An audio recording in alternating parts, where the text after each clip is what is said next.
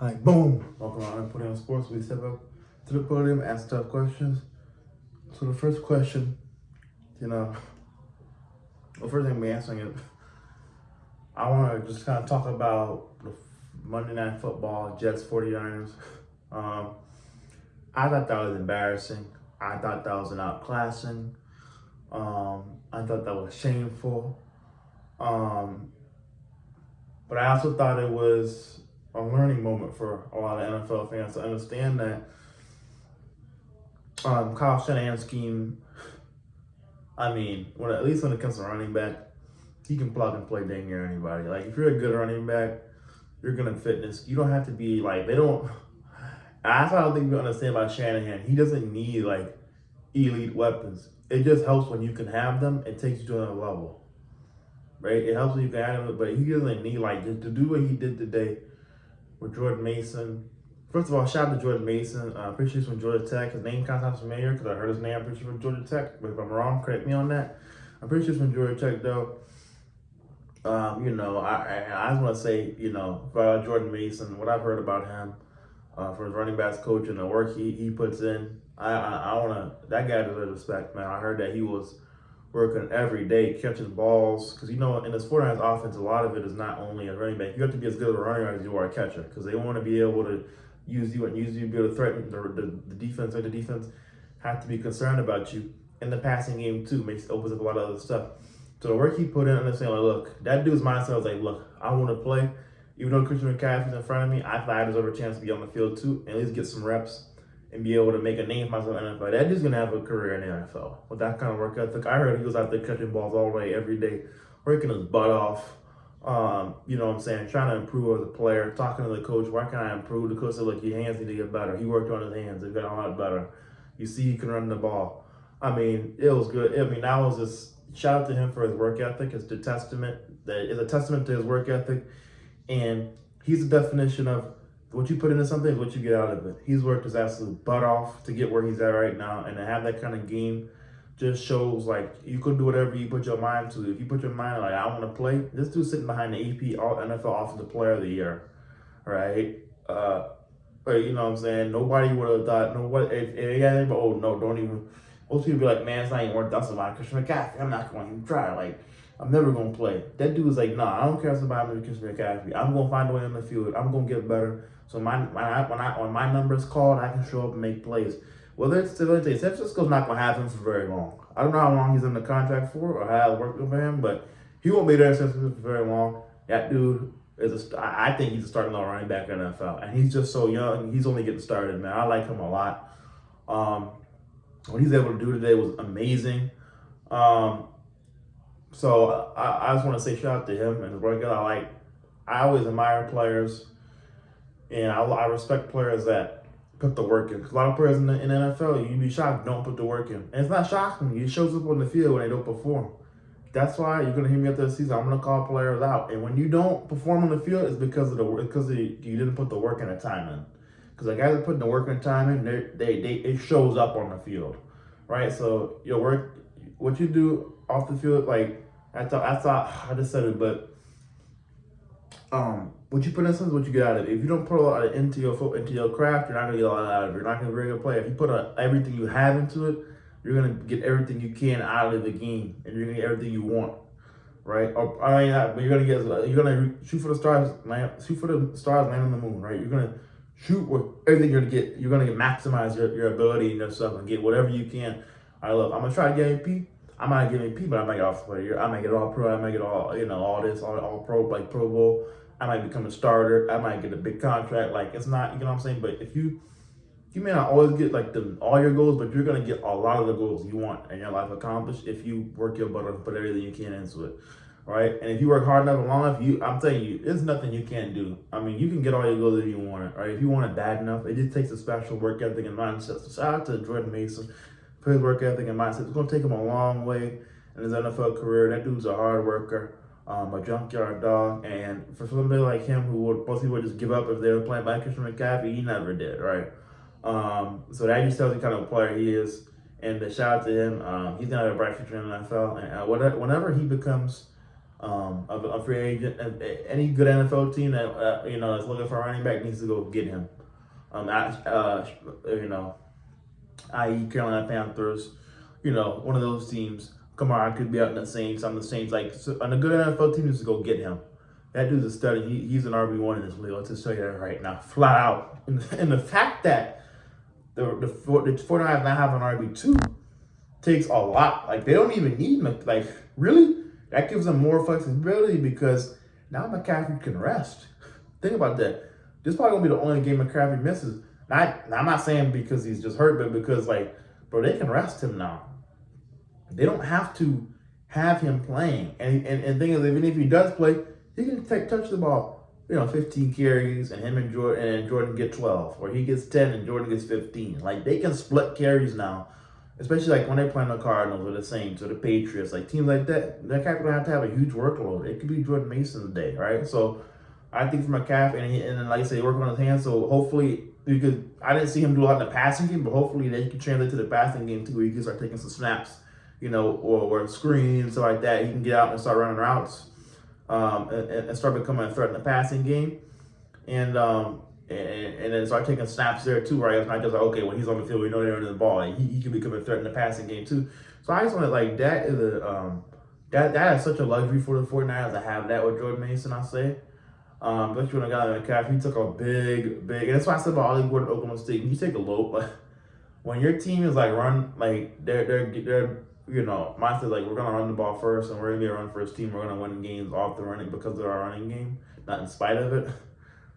It took a lot on you, and it's hard, especially running back. We know it's a very fragile position. It takes a special kind of person to take the kind of workload. That's why he's hurt. It's because it takes a special kind of person. If you want to, but Christian McCaffrey's work ethic, he still is having to battle injuries, and it's taking a lot out of him because he just takes a lot of beatings, a lot of poundings running the ball the way he does in this league with all those freak athletes on the side of the ball. It takes a lot out of you.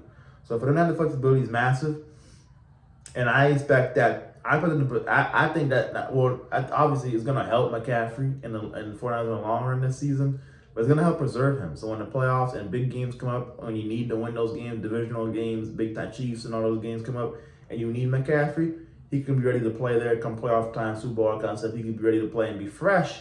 And then Jordan Mason also, even in the big games, Jordan Mason can still give him, okay, maybe on third down, Jordan comes in. Maybe on first down, Jordan Mason touches the ball. He takes the run, right? And then McCaffrey comes second and third down. Right? McCaffrey gets him on first down, the second down, Mason, and then third down on passing down. Now we want McCaffrey in the game to maybe run it RPO, or we want to get him a screen, get him split him out wide, let him go get a blind linebacker. That's a mismatch. Let him get on the passing game and be a mismatch in the passing game and mess up defenses. So I think it's a flexibility for the Niners to be able to do that. And now they can do so much different stuff now with Mason and McCaffrey. It's going to make them even 10 times harder to defend than they already were. I think I'll say this right now. This is the year for the 49ers. They want to win a Super Bowl. This is it, man. Flat out. This is the time, man. You got two running backs you can count on. You got offensive line. It's about the same with all. The 49ers do a great job, and I'll say for a team that's never outside Trent Williams, they don't have anybody elite on the offensive line. For a team that they have good players, I'm not gonna say that they're good players, but man, I'll say this: when you have a running game, it stops because a lot of times when defenses know you're not gonna run the ball, they put their defensives way outside, wide 9. They're lined up way outside the tackle, and they're teeing off to the quarterback, and they're just rushing the passer, and they're not worried about the run. Or when teams are able to run the ball against the defense, instead of being a wide 9 or being all the way out here outside the tackle, they have to come in now. It helps your tackles, right? Because what's easier to defend if you're off the tackle? A lineman who's here or a lineman who's here, and he has all this speed rush. Here it's easier to defend when they're head up on you, or right next to you, here or here when they're way out here and they're just teeing off, right? And they're just coming right off your edge, and you've got to get out your stance fast. What's easier to defend is here. So when the 49ers, they do a good job protecting off the line because they keep they don't let the defensive ends get too. You can never do that here because then they're going to gash you in the ring. And even if you're here, they still gash you in the ring, but they're going to gash you. So it makes defensive ends respect and defensive linemen, defensive tackles too. What's easier to defend, here or here, right? That's way harder to defend if a D tackle's here and they had 2D tackles and 3 techniques, and they could both pass rush now, that makes it a lot easier off line when D tackles are here, or it has to be because they want to play the run. Instead of being here, it'll be 1 technique, a 3 technique, or a 0, right? Like that kind of stuff. So being able to do that is so that's one of the ways they're off line. Next thing is play action, right? Being able to play action, and then being able to play action slows down D linemen because they have to play the run, and they have to play the run first, and then once they know it's not run, then they get to a pass rush. But I just think play action and running the ball, they protect the offensive lineman. Even though I'm gonna be honest, 49ers offensive line isn't as good as they make as it seems. Shanahan does a great job of protecting them, I think that's a testament to him. I always know the 49ers don't ever really have elite O linemen outside of Trent Williams, but they do a great job of protecting the guys they have. And the guys they have, they do a good enough job. Like, the guys are good and good enough to get the job done. And really, the 49ers, I think that mindset, look, we need offensive linemen that can run block and are just decent pass vectors and can hold up in pass pro long enough for us to get the ball off, especially in play action. How they pass pro in play action? Are they good in pass pro? They don't, the offensive line don't need, the 49ers do a good job. That's what Tyler's linemen, they draft and they scout. It's okay, first of all, you need to be really good in the run blocking game, because that's what comes first for them. Because really good in the run blocking game makes it easier on you as an offensive lineman and for us as an offense to be able to do what we want to do. And then it makes an offensive lineman can you be just good or decent in pass pro? And it works out well for them. So I'll say that. Now, I do want to see them, they had a rookie starting at right guard, Dominic Pooney. Big fan of him, liked him in the draft. He's going to be a good player, but he's a rookie, right? So I will see. Well, if you're not we'll see his off the line. I'll say that when they're not able or not. I'm not concerned about Trent Williams, obviously, but the other 4 guys, Justin Brendel, Colt McKivitz, right, Aaron Banks, those are good players. But when you're not able to run the ball, we're gonna see how good that offensive line really is. I just feel like that. We're gonna see how good it really is. I'll just say that. And this is the next thing. I'll say. So this is wrapping the 49ers thing. This, like I was saying, this is their year to win a Super Bowl. They have every thing you want. They've paid all the money. This is the year, right? We'll see if they can do it, but this is the year to do it, man. The 49ers have everything in front of them. They got the roster. They got the coaching to an extent. They just need, this is the year for them. If they don't get it done this year, I don't know how they can keep up. At some point there's a cap space, right? So it's you just can't keep shelling out money. There's a cap to that. And you can't pay everybody. A lot of good players all of them can't get paid. So I just want to see, like I said on broadcast, when it's time for Brock Purdy to get paid, it's gonna be, they have to make some tough decisions. Like I said, this is their window, right? Every championship team has a window, so this is their window. So we're gonna see what they do, how they handle this, and if they can capitalize. They've been in this window for since 2019. This window's been a championship window's been a Super Bowl window's been over 2019. What's the year they made Super Bowl with Garoppolo? I say that maybe even a year or two before then. Their window's been open, right? So the windows, I'm gonna be honest, is closing soon. Trent Williams is only getting older. Brandon Ayuk just had a war with the 49ers, right? Then Purdy's coming up. You can't pay everybody, right? People are going to lose out on money. So tough decisions have to be made. It probably means that you're going to have to get closer to being a, rebuilding as a team. So my thing is, can they capitalize on this window they have? I think this is the year for them to do it. If they don't do it this year, they're in trouble. Because I just think, like I said, 2019, this is 2020. It's been 5, 6 years the window's been open. They haven't won nothing. The Chiefs have won 3. The Chiefs have won 3 Super Bowls, I'm pretty sure. At some point, you got to get the job done and find a way to win, or your window's going to close. It's not open forever. Now it's different for the Chiefs because they have Mahomes, right, and Andy Reid, and and we'll see. Like I said, we watched the Chiefs when they lost Tyreek Hill, and that window it's still open for them, and it's going to be open for as long as Brett Veach and Andy Reid and Patrick Mahomes is still there. It's going to be open.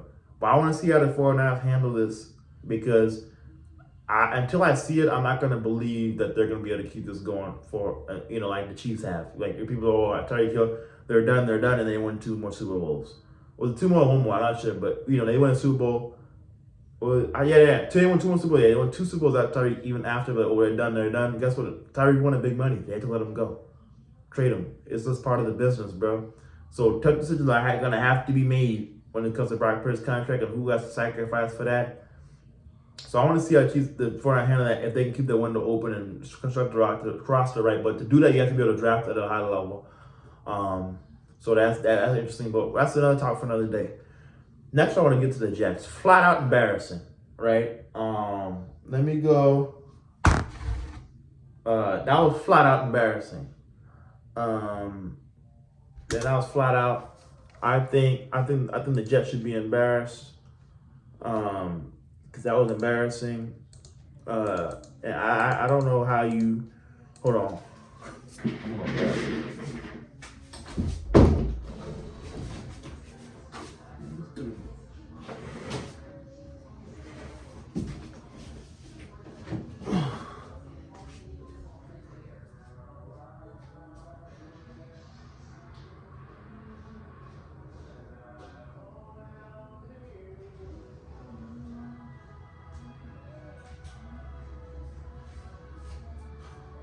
Because I want to get y'all stats right. I don't want to talk about my mouth. I want to back my stats on everything. But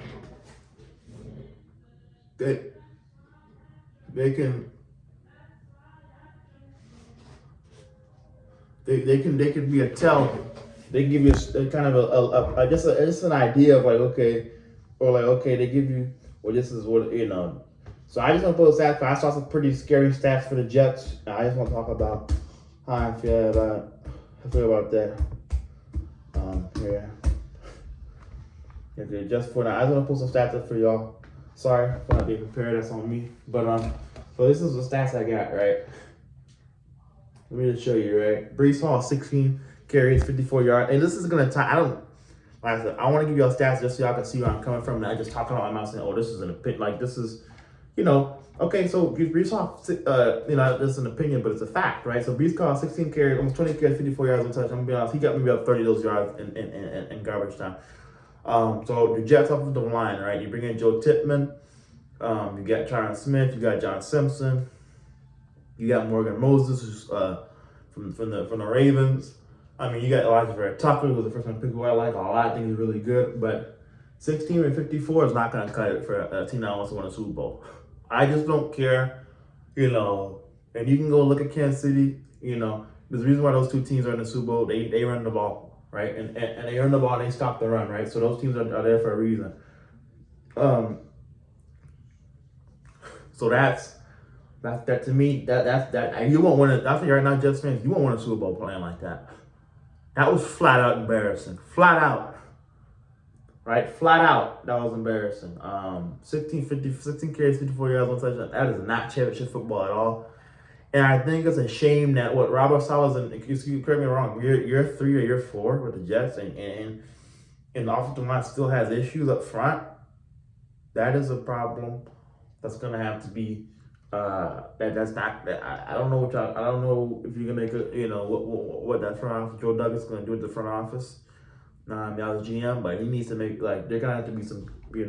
I don't know if it's gonna take some. I get it. Like it's week 1. Tyron Smith was in there last year. Morgan Moses. I think it's come off a big injury.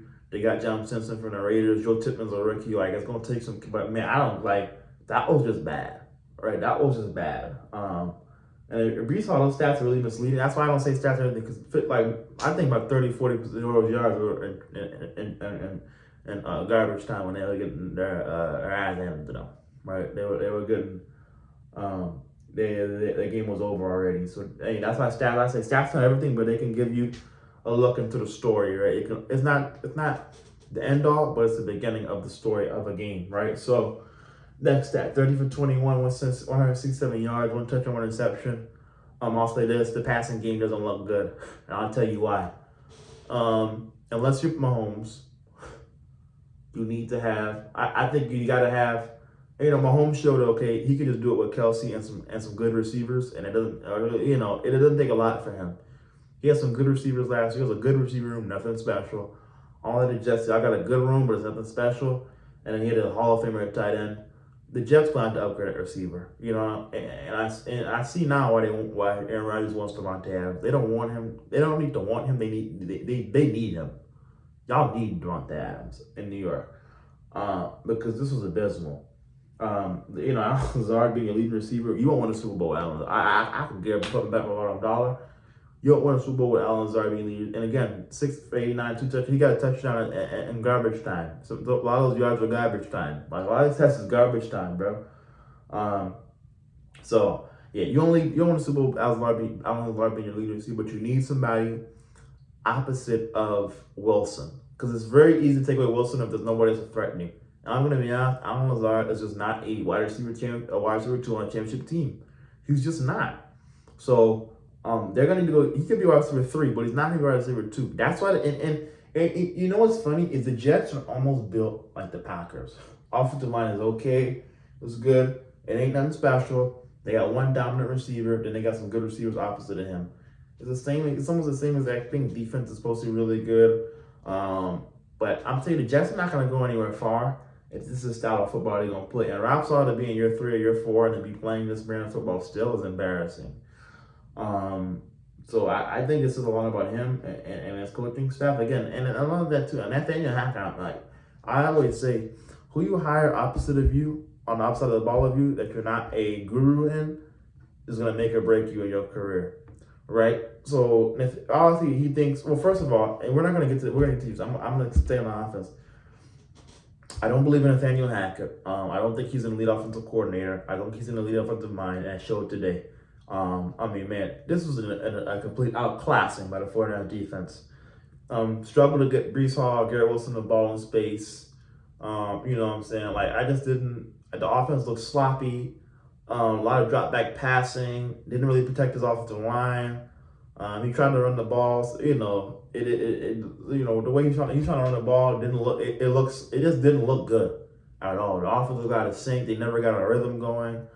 They were never able to. Another thing too, what makes a championship or a team, the best teams in the league, the elite teams, can stop the run and run the ball. They couldn't run the ball today at a consistent level, except for one drive. They were able to run the ball. I just don't think he was very creative with how he got Garrett Wilson the ball or Breece Hall. I just think they need more, right? Because he's not a good enough coach to make up for the lack of talent. He's just not good enough. He's gonna need some more production and more talent on that roster for that offense to take another level, because he's just not creative enough to get his best. He needs more. He's not a creative enough offensive mind to just take Garrett and Breece Hall and say, yeah, I'm gonna make this an elite offense. I'm gonna take chicken crap in it. I'm gonna take chicken crap and turn it into take chicken scratch and turn it into a 5-star meal. He's just not that kind of mind, right? Where Kyle Shanahan's taking Jordan Mason and making him look like Christian McCaffrey all over again, right? And thing is, honestly, I'm not gonna go there, but yeah, I just didn't like it. I don't think he protected his offensive line. They didn't get a consistent run game, and then the offensive line got a rhythm. They looked out of sync, and I just looked upset. And another thing too, the play caller and the quarterback. Now I know they have connections. They're going back to Green Bay, but the play caller and the quarterback have to be on the same page. And just like they're on the same page, and I don't think Hackett just doesn't impress. As good as Rob Sala is, first of all, I'm getting away to take that away. By the way, Justin, I'm getting away. I'm about to start calling him a good defensive mind. He's got to be the elite off defensive mind category, right? Because this was just horrible. But I don't think you're gonna win a Super Bowl. I think you're not gonna win a Super Bowl with Nathaniel Hackett being offensive coordinator. Maybe you get Davante Adams, even I still think so. That dude is not an elite mind when it comes to offense. And you're not good of a play caller. I think they're gonna have work to do. On that, but yeah, if you can't run the ball, you will never win a Super Bowl in this league, and you'll never be an elite team. So the Jets are not an elite team to me. They're not a Super Bowl contending team, because that offensive line is horrible. The offensive play calling is horrible. They have nobody outside of Garrett Wilson that scares you on the defensive side of the ball at receiver or tight end. Tyler Conklin is cool, but he's slow. He ain't scaring me. I saying you got to be fast at tight end, but man, if Tyler Conklin is going out for routes, I'm not concerned. I'm not scared. That doesn't scare me as a defense. And I think a lot of defensive minds, a lot of defensive coordinators would agree with me, right? So I said, Garrett Wilson, who do you have? Brees Hall, but you can't even build a consistent run game, and then you don't even get him involved in the pass game, or try to get him, some routes and get it, scheme up different ways to get him touches, right? The screen game, RPO game, that kind of stuff. I just feel like he could have done, try to get Brees Hall out, split him out wide. Can you see throw him a couple passes? Like, you got to be like, watch how San Francisco, just look how they call plays. Look how they use Jordan Mason, right? But I will say this, I just feel like Nathaniel Hackett is very creative, and I'll say this: I don't think Garrett Wilson in New York will last very long. I think he's going to be out within the next year or two. Probably, I would say. That dude runs hot. They talked about it in the booth. He runs hot. When things aren't going well, he's not going to be a guy to be poised. He's going to be the guy that's just start light ripping into people, right? So, if this continues, I wouldn't. I think their schedule is not too bad, but my thing is their best players are young players. Sauce Gardner, Garrett Wilson. Can they be leaders, right? That's another thing too. Can you be leaders? Can you keep your poise? Can people look to you and lead the team and, instill confidence in your players? Because the best players in your team have to be leaders and have to be, being a leader of men is, being a great player is one thing and a superstar, but being a leader of men is the next thing. Is the next level of taking your team to the next level and being a winning player. I'm not talking about winning regular season, I'm talking about winning in the playoffs. So that's my concern for them. As their best players, the young players, and Sauce Gardner. And look, I'm not going to rip into him. Everybody sees what he does on social media, all these streamers and stuff like that. And that's fine. Like, if that's what you want to do in the offseason, it's the offseason. I don't ever rip into players too much. They're humans at the end of the day. If they want to go do that, if they find that fun. He's 21, 22 years old. Like, of course, like, he's just like all the other kids in college. He's just like the rest of us. Like, he's young too. He loves, like, he thinks these people are cool, they're funny. He wants to be around them. I don't blame him. I'm not gonna criticize that for him. I'm not gonna criticize him for that. But you better come ready to play, and you better be a leader, and you better handle your business, because at the end of the day, we're paying you to be an NFL player and to show up and be a leader and to be productive and I don't think I think this is a good learning thing for him, right? It's a learning moment curve for them too. Is look, like, what makes Mahomes great is also what is on the field, but it's how he is off the field, how he's in the locker room, how he instills confidence, all that kind of stuff. That's what makes him great, right? Like, that's what makes him great, and people are able to get behind him. If your team can't get behind you when they're down, and they're looking for, like, that's the problem to me. So that's why I'm concerned, because Garrett Wilson is just not a leader to me. And your best players have to be leaders on the team. Like, look at Chris Jones, look at Patrick Mahomes, look at Travis Kelce. Right, those guys are leaders. They lead their team, and the reason why they win Super Bowls. What I'm saying? Look at Brock Purdy, look at George Kittle, look at Trent. Like, look at I almost said Trent. No, let me not go that far. But look at George Kittle, look at Brock Purdy. Look at those dudes, man. Those are leaders. They lead by example. They lead with their voice. But you gotta have leaders on your team that can lead men. And those are going to be your best players, right? That people are going to be watching them, whether they say it or not. People are watching how you act at all times. And when you're Garrett Wilson or Sauce Gardner, so when you're throwing fits and upset and bad body language, that rubs off on the rest of the team, because you're supposed to be leaders of grown men. So I'm not very high on the Jets. They're not right now. I'm telling you, the Jets are not a contending team. They're not a Super Bowl level team. They don't have, I would say, trenches. So I got to the offensive line, right? But now I'm gonna get to the defensive line. That was embarrassing, flat out. I'll end it. Flat out embarrassing. They got embarrassed. San Francisco. They even said the Broncos. They ran right at New York. And my thing for the Jets fans is with Quinn Williams, right? And I'm not gonna, like I said, players do what they want in the offseason, but man, you got to come ready to play. The Jets, they're not ready to compete for. I'm gonna say they're not ready. Who's ready? San Fran. Like, that's who's ready. They're not ready to compete for conference championships or a Super Bowl or even divisional championships. Like, they're not ready, man. That was horrible. That was horrible up front. Offensive line, can you stop to be a championship level team? You have to be able to stop the run and run the ball. They 49ers did the most disrespectful thing you can ever do. They ran right at the New York Jets D tackles. And the problem is Solomon Thomas, um, Javon Kinlaw, by the way, the Jets, he took a 49ers reject. He's trash. Um, he ain't nothing good. That's the reason why, bro, think of all the good D linemen the 49ers have produced. If you can't be a good D lineman in San Francisco, you can't be a good D lineman anywhere. They got one of the best D line coaches in the league. They take dudes and just turn them in and turn them out. I.e. Charles Mender, who's actually in the Chiefs. I.e. DJ Jones. Like Kerry Hyder Jr. had 8 sacks one year for the 49ers a couple of years ago. Like, they take dudes, and if you go to San Francisco and play D line, there's no reason why you shouldn't come out a better player because of it. And for Kinlaw, he just wasn't no good. He's just not any good of a football player, especially not a D tackle. Let me tell you this: he's not gonna.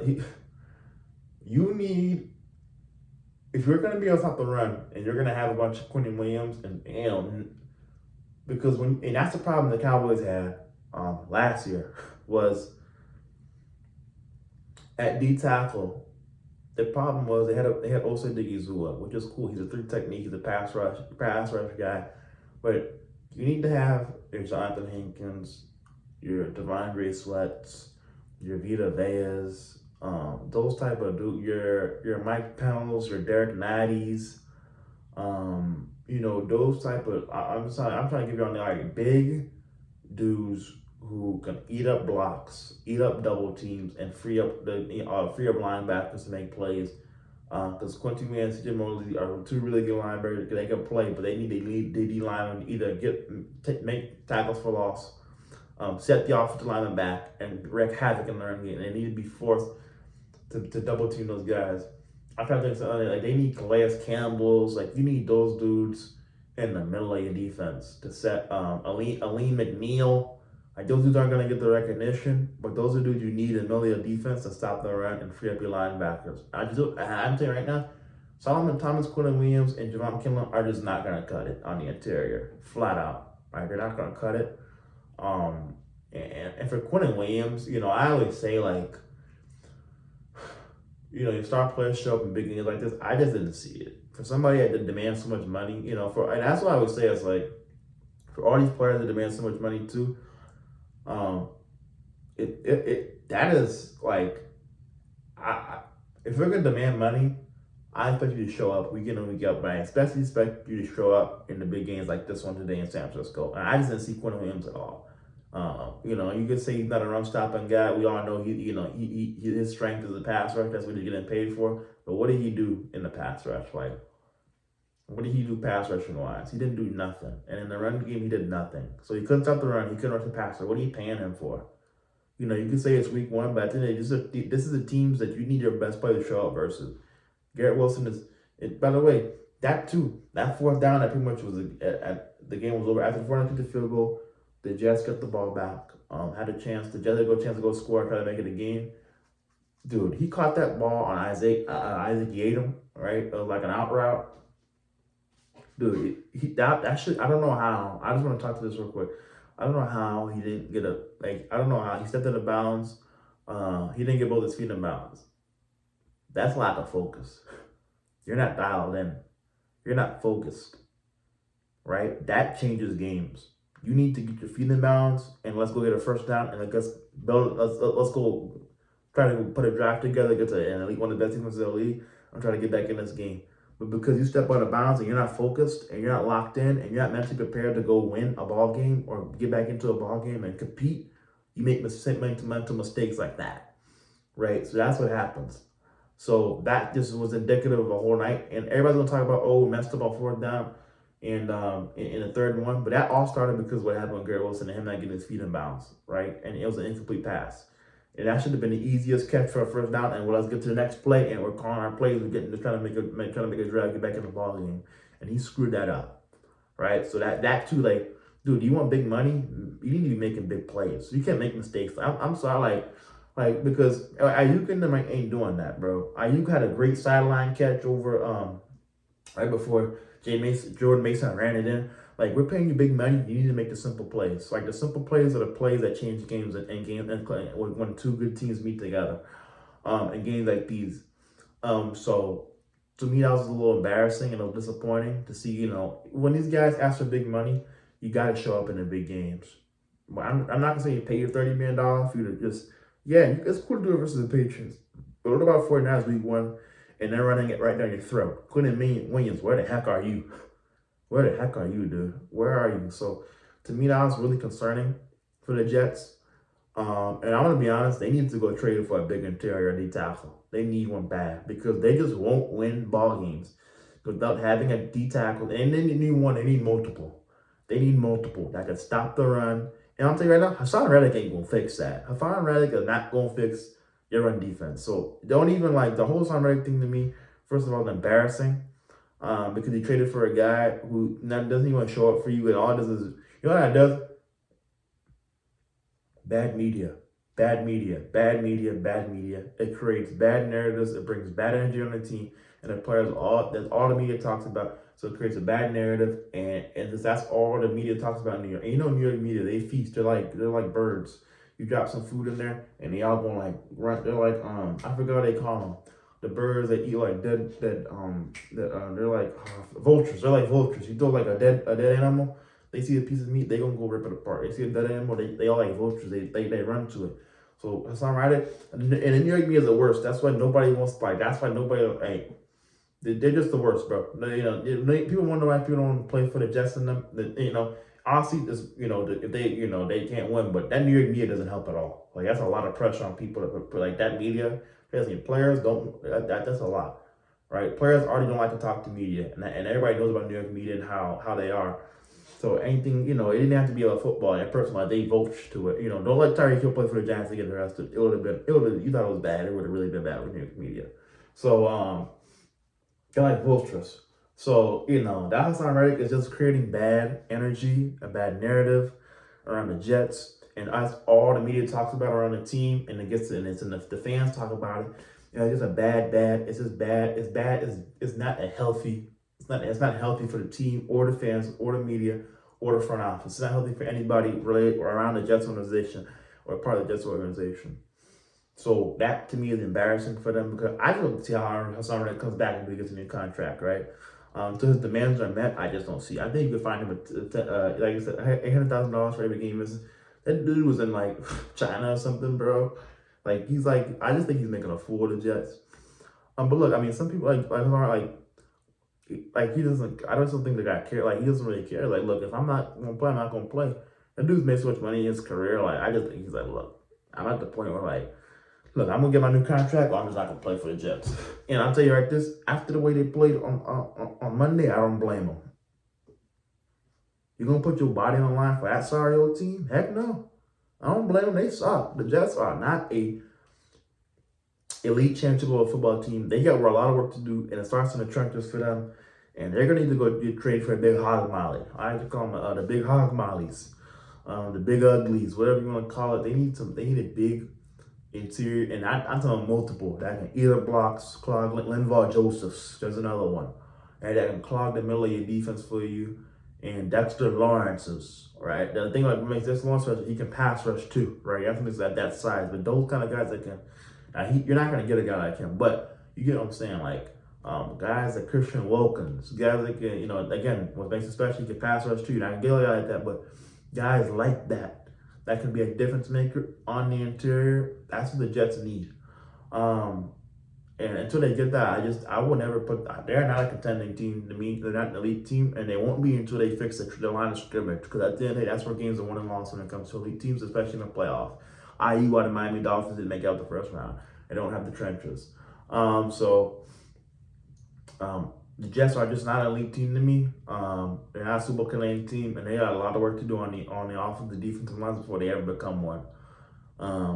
So if I'm a Jets fan, I wouldn't be feeling very confident. And at the end of the day, there is no window. There is no Chase Super Bowl. There's no window. I mean, at the end of the day, Aaron Rodgers, let's be real. When it comes down to it, he won one Super Bowl, and I give it to him. He won one, but especially when he was the Packers the last couple of years. How many times did he have a chance to win a game and he just did the Packers fall short every single year in the playoffs? How many times, right? Like, I'm not going to discredit, but he's just not a guy that shows up consistently in the playoffs, if at all. Because when it's time to win a Super Bowl and make a Super Bowl run, he's gonna fall short eventually. History says that. If you don't believe me, go look at history, bro. I mean, do we forget that the 49ers owned the Packers multiple times in the playoffs? He couldn't get it done. So I mean, the Jets trade for him, it's like you trade for Mahomes or Brady. Like, yeah, those dudes win. Aaron Rodgers, he gonna fall short. I mean, look at his career. He has one Super Bowl his whole career. Well, I mean, some people consider him the greatest quarterback of all time, the most talented quarterback of all time. He has one Super Bowl show for his whole career. Mahomes already has 3. Correct me if I'm wrong, it's 3 Mahomes has. He's not even 30. Aaron Rodgers is 40. 41, has 1. He falls short. Like, it's just what it is. Like, so why they just think that, especially with the team they got nowadays, he's going to like just raise the level of the team. He not. Y'all not going to win Super Bowl. There is no window for y'all. Especially in the AFC that's loaded, there is no window. So I'm a Jets fan. Y'all not contenders. They're not an elite team, and you got problems in the offensive defensive lines. Y'all got punked today. That was embarrassing. Y'all got a lot of work to do. I think Rob Saleh is not the answer. I'll give it to him. He's the only defensive coordinator. If any team's looking for a defensive coordinator after he gets fired, they need to hire him. But he is not an elite head coach. He doesn't know how to manage his rosters. Players are not showing up to OTAs. He doesn't know how to build a championship level roster. He doesn't know how to manage players' personalities. He doesn't know how to hire a coaching staff. This offense has been a problem ever since he's gotten there. And he's still, Dana Hackett not the hire. You know what happened? Rob Saleh got on his knees. Aaron Rodgers said, either hire this guy because I say so. We all know that's what happened. You got punked by Aaron Rodgers. He told you to hire offensive coordinator Dana Hackett instead of hiring who you wanted to hire, right? And now you're going to pay the price of it. The Jets will not win the Super Bowl with Aaron Rodgers. Y'all are not contenders. You're not elite team. You got a lot of work to do. Y'all got punked and embarrassed on national TV. It's the beginning. It's the Jets today. Jets. Y'all are just not going to, 14-year playoff drought. I mean, look, y'all can make the playoffs. So did Miami, and they got out in the first round. If you don't do nothing, who cares? Like, at the end of the day, it's Super Bowl a bust for y'all. And I'm going to be honest, y'all ain't winning no Super Bowl with that roster. And y'all don't got the coaches to win the Super Bowl or even make it there. So unless something drastic happens in the AFC, I don't see the Jets making it. A lot of people would have, let me not say that, but a lot of people would have to just get hurt or something would have to happen really bad for the Jets to make, I'm talking about really bad. Like, players going to tear an Mahomes going to tear an ACL, Burrow going to tear an ACL. Niggas got to get hurt or pass away for the Jets. I'm not to do all that, but I'm just saying, look, legit, niggas going to pass away or get hurt or tear an ACL. Or something like that. It's just not gonna happen because that's where it's at. It's just not gonna happen. Like I said, niggas about to pass away, get hurt. It ain't gonna it's just not gonna happen. Like I said, something drastic would have to happen on multiple teams for the Jets to make the playoffs. I'm talking about big time injuries. I'm not wishing that on anybody. I'm not wishing anybody pass away, but I'm just kind of joking, obviously. But I'm just saying, man, it's gonna take. All I'm trying to get at, it's gonna take a lot for them to make a Super Bowl. I don't see it happening. And for Jets fans, you got embarrassed, you got pumped. I think I got a long way to go as an organization. And a lot to think about and figure out. And I think, as honestly, y'all just need to start looking for your new head coach. I'm just gonna be honest. Rob Saleh is not the guy, bro. He's and for a guy supposed to be an elite defensive mind, I just want to say this too, real quick, on the Jets, right? Defense is your strength, right? That's a defensive coach. I just think it's flat out embarrassing, dog. All right, look, defensive minded guy, right? Defensive coach, that should be your strength, right? Let's see. The 49ers had 400 total yards of offense. They had 221 passing yards. They had 180 rushing yards. Let me see. They ran 70 total plays. They punted once. They held the ball for 38 minutes. That means they put draft together defense so they wasn't able to get up the field and get stops. They held the ball for 40 minutes of a 60-minute game. So they had to put drafts together, keep defense on the field, wear them out. Defense was able to get up the field on third down, all that kind of stuff. And it was complete domination. So for a team that's supposed to be the strength, it's supposed to be defense. They looked horrible and putrid, and that was just pathetic on defensive end. Rob Saleh is not the answer. You won't win a Super Bowl with him. Jets fans, you're in for another long, frustrating season where you're going to get your hopes up and you're going to crash and burn, just like the Dolphins fans did. It's okay, though. y'all in the same division, right? I'm pretty sure the Dolphins is just same division. Y'all could, cope together. So it is what it is. But yeah, Jets are not contenders, not league team. I think they showed today. Week 1 or not, that was no fight. That was just pathetic and embarrassing. I got pumped by the 49ers. 180 rushing yards for some guy. Yeah, Raps are like, elite defensive mind. I'm gonna be like, nah, man, nah. I give credit. He a good defensive mind. He ain't elite. You don't give 100 yards. Nah, he ain't elite, man. You've had 3 to 4 years to bring in your drafted players, for agency, trade for guys, all that kind of stuff. Practice squad, scout, and this is the defense you put together. And when it's supposed to be a championship year for you, yeah, Dropsall ain't that. He ain't that. Defense 32 points, got smashed. The defense looks like it looks horrible. This team is horrible. The Jets aren't a good team, and they got a lot of work to do. And y'all will not be winning the Super Bowl with Aaron Rodgers or Dropsall as your head coach. Garrett Wilson will be gone, and no one saw his guard. He'll probably be gone in a couple of years too. So, but Jets, you know what I'm saying. Enjoy the wins you can get, because it's gonna end pretty badly for y'all. But until the next one, I'm gonna see y'all next time.